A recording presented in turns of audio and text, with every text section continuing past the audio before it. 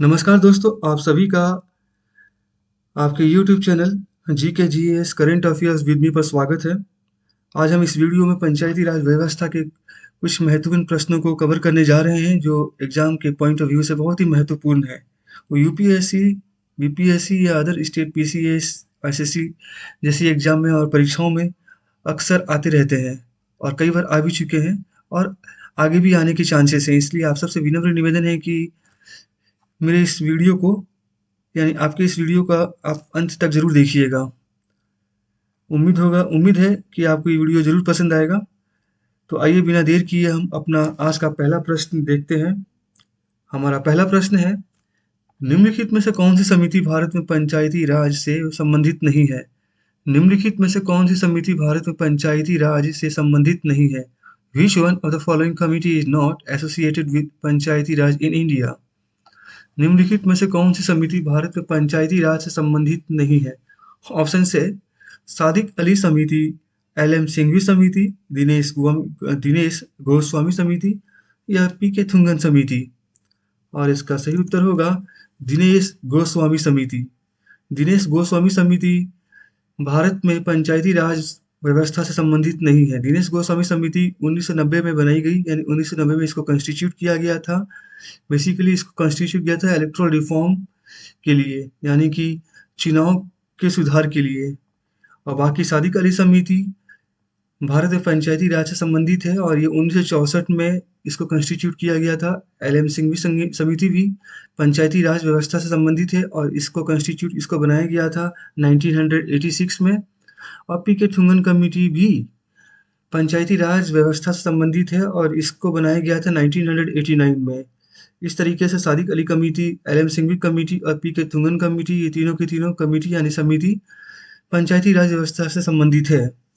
लेकिन दिनेश गोस्वामी समिति चुनाव के सुधार के लिए इसको बनाया गया था 1990 में। इसलिए इसका सही आंसर होगा दिनेश गोस्वामी कमेटी या समिति।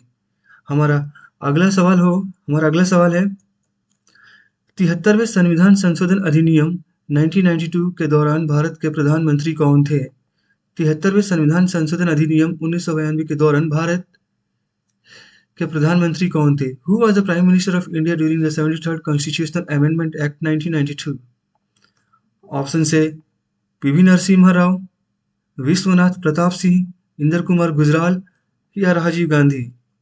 और इसका सही उत्तर होगा पीवी नरसिम्हा राव। पीवी नरसिम्हा राव के टाइम 73वां संविधान संशोधन अधिनियम 1992 आया था और इस 73वें संविधान संशोधन अधिनियम के तहत हमारा 11 और 12 शेड्यूल इंसर्ट किया गया था हमारे कॉन्स्टिट्यूशन में।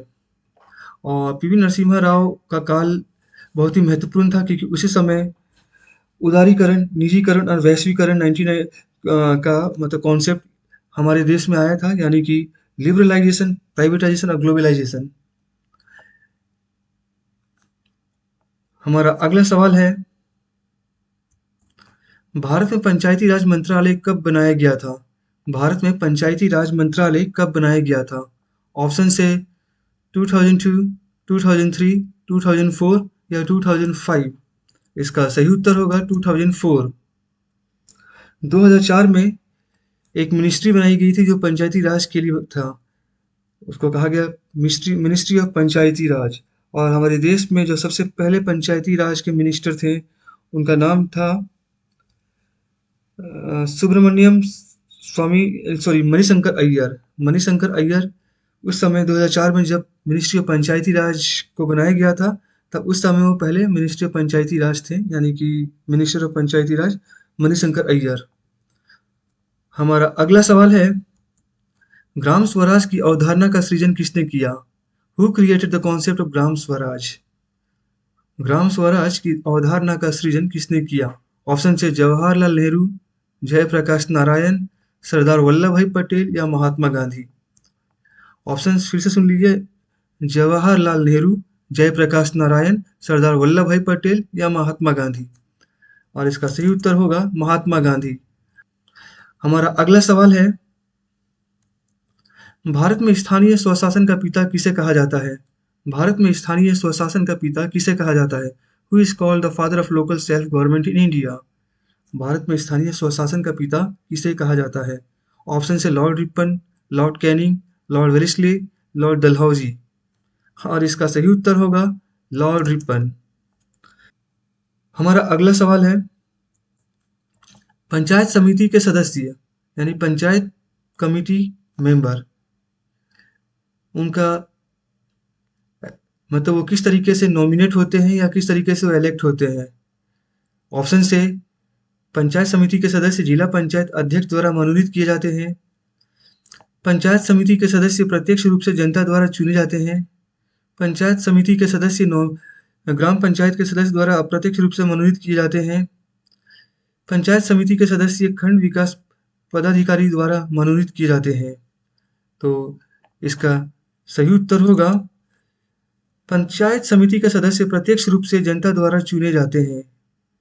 हमारा अगला सवाल है, संविधान में पंचायत से संबंधित 11वीं अनुसूची में विषय है।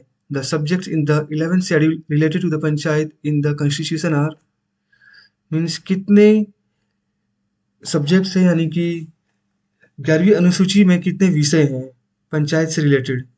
तो इसका ऑप्शन है 27, 29, 18 या 51। और इसका सही उत्तर होगा 29, 29। हमारा अगला सवाल है,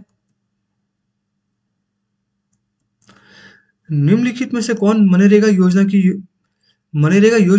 की योजना निष्पादन और कार्यान्वयन की जिम्मेदारी वहन करता है?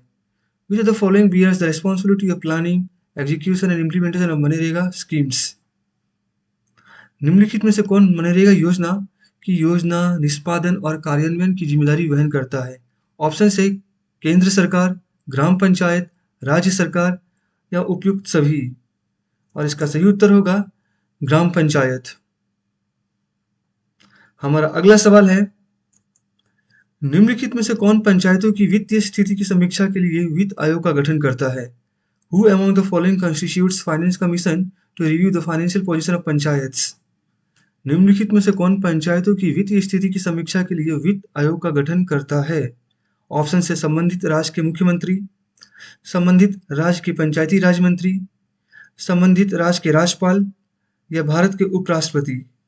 और इसका सही उत्तर होगा संबंधित राज्य के राज्यपाल। जिस तरीके से 280 में फाइनेंस कमीशन को हमारे देश के प्रेसिडेंट कंस्टिट्यूट करते हैं, उसी तरीके से कोई भी कंसर्न स्टेट है यानी संबंधित राज्य और उस राज्य का जो गवर्नर है यानी राज्यपाल है, वो वहाँ का फाइनेंस कमीशन यानी वित्त आयोग की नियुक्ति करता है।